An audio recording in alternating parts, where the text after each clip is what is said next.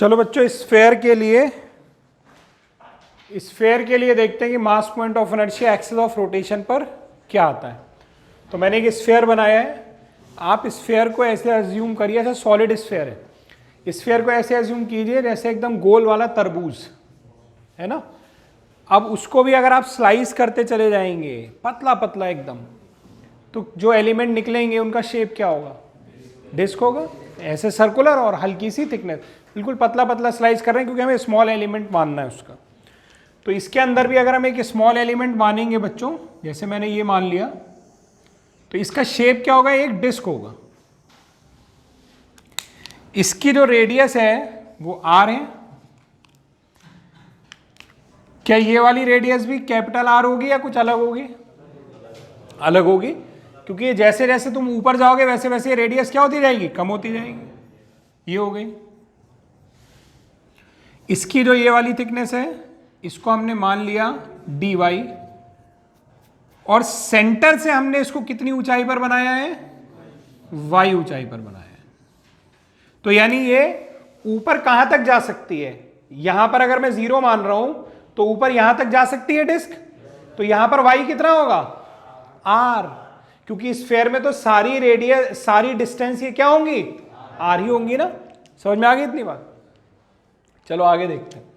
तो इस छोटे से एलिमेंट का mass moment of inertia disc का कितना होगा इस एक्सिस के about? dm into r square by 2। इसकी रेडियस स्मॉल r है तो यहां पर मैं क्या कर देता हूं? स्मॉल r कर देता हूं। तो dm into r square by 2। तो हम लोग क्या है की वैल्यू निकालेंगे? dm की निकालेंगे और r की निकालेंगे। तो dm यानी इसका मास, ये छोटी डिस्क का मास, एलिमेंट का मास। तो मास क्या हो जाएगा? Density into volume. तो डेंसिटी इंटू वॉल्यूम कितना होगा इसका? सामने का एरिया कितना है? पाई आर स्क्वायर। अभी बताया था ना, जैसे गोल अगर कोई चीज है तो उसका एरिया कैसे निकलेगा? सरफेस का एरिया पाई आर स्क्वायर और उसकी थिकनेस, एरिया इंटू थिकनेस कर देंगे, वॉल्यूम आ जाएगा। तो एरिया हो गया और उसकी थिकनेस कितनी मानी हमने? dy मानी है, तो ये आ गया dm। लेकिन स्मॉल r की वैल्यू भी हमें चाहिए। क्यों चाहिए? क्योंकि ये मैंने अपने मन से माना है, dm भी अपने मन से माना था, तो वैल्यू निकाल रहे हैं अभी उसकी। r की वैल्यू देखिए कैसे निकलेगी। अगर मैं इसको यहां ज्वाइन कर दूं तो ये डिस्टेंस भी कैपिटल R होगी कि नहीं होगी? रेडियस होगी। अब इसमें पाइथागोरस थ्योरम लग सकती है कि नहीं? पाइथागोरस थ्योरम अगर लगाओगे तो r स्क्वायर बराबर क्या होगा? Small r square plus y square. तो स्मॉल r स्क्वायर की वैल्यू कितनी हो गई? r square minus y square. तो और r की पावर 4 की वैल्यू कितनी हो गई अगर निकालें? तो r square minus y square का होल स्क्वायर, क्योंकि इसी की जरूरत पड़ेगी अभी देखना। तो r की वैल्यू तो मैंने यहां निकाल ली है, इसमें पुट करते हैं जरा। तो डी बराबर होगा dm की जगह rho pi R square D Y into R square by 2। तो अब ये वाला आर स्क्वायर और ये वाला आर स्क्वायर मिलके क्या हो गया? Rho pi R to the power 4 D Y upon 2। D I is equal to, तो D I is equal to रहेगा रो पाई बाई 2 आर की पावर 4 की जगह R square minus Y square का whole square into D Y. ये D I लिख रहा हूं क्योंकि छोटे एलिमेंट का मूवमेंट ऑफ इनर्शिया है। तो टोटल मूवमेंट ऑफ इनर्शिया क्या होगा? इसका इंटीग्रेशन। तो टोटल मूवमेंट ऑफ इनर्शिया क्या हो जाएगा? इसका इंटीग्रेशन। तो आई बराबर हो जाएगा integration of rho pi by 2 R square minus Y square का whole square into D Y. Limit of integration बताओ क्या होंगे? y कहां से कहां तक हो सकता है कि ये पूरा कवर हो जाए? 0 से r ऊपर, 0 से r, यानी टोटल लिमिट जो लगी वो माइनस r से r है ना। माइनस r से r, माइनस r से r लगा देते हैं। फिर इंटीग्रेशन की एक प्रॉपर्टी होती है, जैसे minus a to a f x d x, ये बराबर होता है twice of 0 to a f x d x. ये फंक्शन इवन ऑड वाला चक्कर होता है, तब ये फॉर्मूला हो जाता है। तो उतनी मैथमेटिक्स की डिटेल में नहीं जाएंगे, अभी मैं आपको बता रहा हूं ये प्रॉपर्टी हम लोग यहां पर यूज करने वाले हैं। तो मैं इसे ट्वाइस कर दूंगा और लिमिट कितनी कर दूंगा? 0 टू r। तो अप्लाई कर देता हूं इस प्रॉपर्टी को मैं। अच्छा, ऐसा नहीं है कि तुम इंटीग्रेट इसको करोगे तो होगा नहीं, हो जाएगा। कैलकुलेशन बढ़ जाएगी तुम्हारी। उस कैलकुलेशन आप सोचो ना, अगर लोअर लिमिट 0 हो तो उसे रखने पे फायदा होगा कि नहीं होगा? वो कैलकुलेशन छोटी कर देता है वहां पे, इसलिए लोअर लिमिट 0 बना लेंगे तो फायदा रहेगा। तो i बराबर हो जाएगा ट्वाइस ऑफ, और ये कांस्टेंट भी बाहर ले लेता हूं जरा, रो पाई बाई 2, और लिमिट क्या रह जाएगी अब 0 टू r, और जो अंदर है इसके स्क्वायर को ओपन कर देता हूं, तो a square plus b square minus 2ab, ये हो गया। सही है इतना? अब इसका इंटीग्रेशन करते हैं पूरे का, तो यहां से तो 2 और 2 कैंसिल हो गया, तो i बराबर कितना आ गया रो पाई। अब इसका इंटीग्रेशन बताना जरा जल्दी से, r की पावर 4 का इंटीग्रेशन क्या होगा?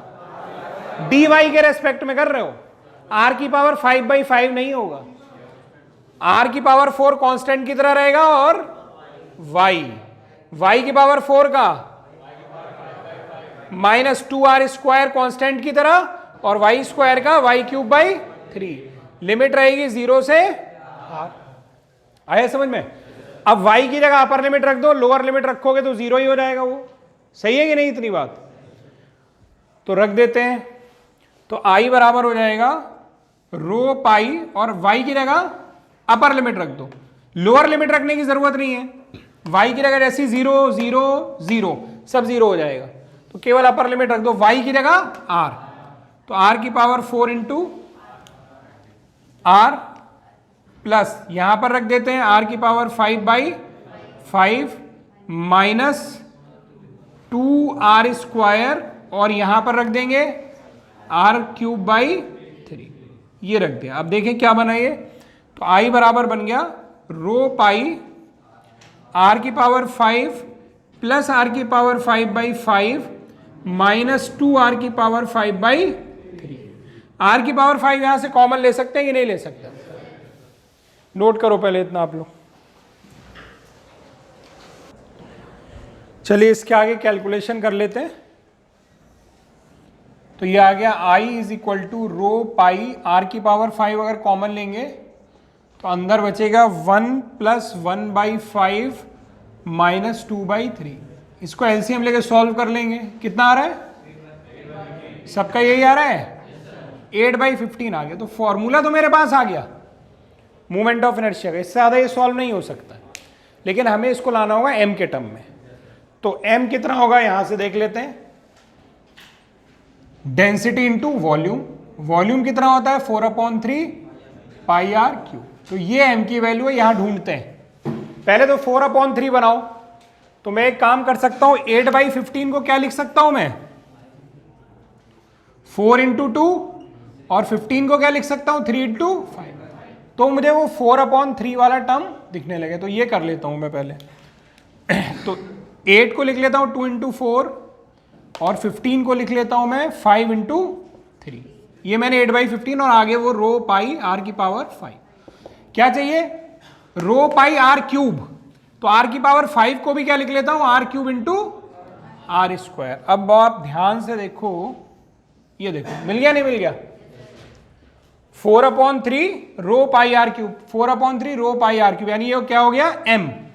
तो फॉर्मूला बन गया 2/5 m r स्क्वायर। ये हो गया हमारा मोमेंट ऑफ इनर्शिया का फॉर्मूला स्फीयर के लिए अबाउट एक्सिस ऑफ रोटेशन। अब यहां एक बात समझना, जैसे जो आपके पास मैंने एग्जांपल दिया था स्फीयर का, एक तरबूज है गोल बिल्कुल एकदम, अब तुम उसको चाहे x के अबाउट घुमाओ, चाहे y के अबाउट घुमाओ, चाहे उसके बीच से जाने वाली z एक्सिस के अबाउट घुमाओ, तीनों सेम नहीं होगा। नहीं समझे? तो फिर ये जो फॉर्मूला है वो i(x(x) का भी, i(y(y) का भी, और i(z(z) का भी। स्फीयर के केस में तीनों काम करता है। एक बात और सुन लो जल्दी से, अगर इसी डेरिवेशन को मैं कर देता हेमीस्फीयर, हेमी मतलब आधा, तो क्या होता? ये हट जाता, ये हट जाता, अब केवल इतना डायग्राम होता आपका। जानते क्या चेंज आता है यहां पर? ये जो लिमिट चल रही थी ना आपकी, ये क्या हो जाती 0 से r, नीचे वाला हिस्सा गायब, तो वो जो -r से r लिया था वो क्या हो जाता 0 से r हो जाता। बाकी पूरा ऐसे ही सॉल्व होता, पूरा ऐसे ही सॉल्व होता। ठीक है, तो ये आपके लिए होमवर्क है, इसको करके लाइएगा। हेमीस्फेयर के लिए डायग्राम ये रहेगा। तो सारी चीजें तो बनी हुई है, हेमीस्फेयर का खुद करिएगा, नोट कर लो।